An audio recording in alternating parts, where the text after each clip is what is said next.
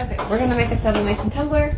I have already wiped it off with the alcohol and water spray, so I'm just gonna cut out the sublimation image. My sister sits down on the exercise ball and cuts out the tape. Severely deflated. The tape, because we don't have a tape dispenser.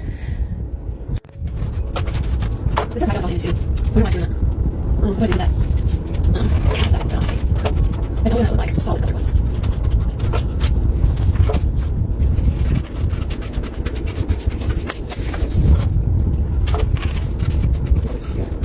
Okay, next we're gonna line up the image. It is mirrored. I know it doesn't look like it.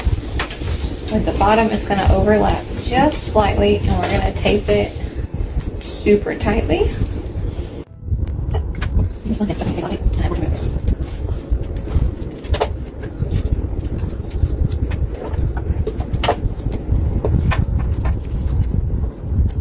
Okay, now that the edges and the seam are taped with heat tape, we're gonna put a blowout sheet on there with just a few strips of tape.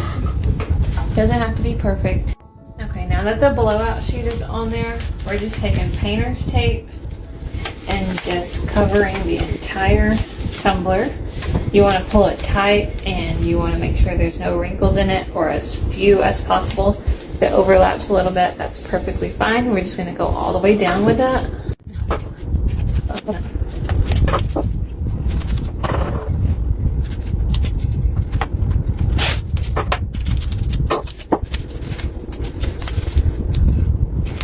Okay, so I have taped almost the entire cup. I left a little bit up here.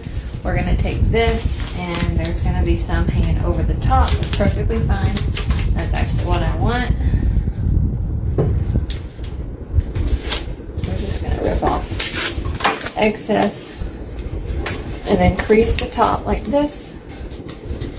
And then just let that tape go all the way down in so that that top seam is gonna be great. And then we're gonna go ahead and put it in the oven.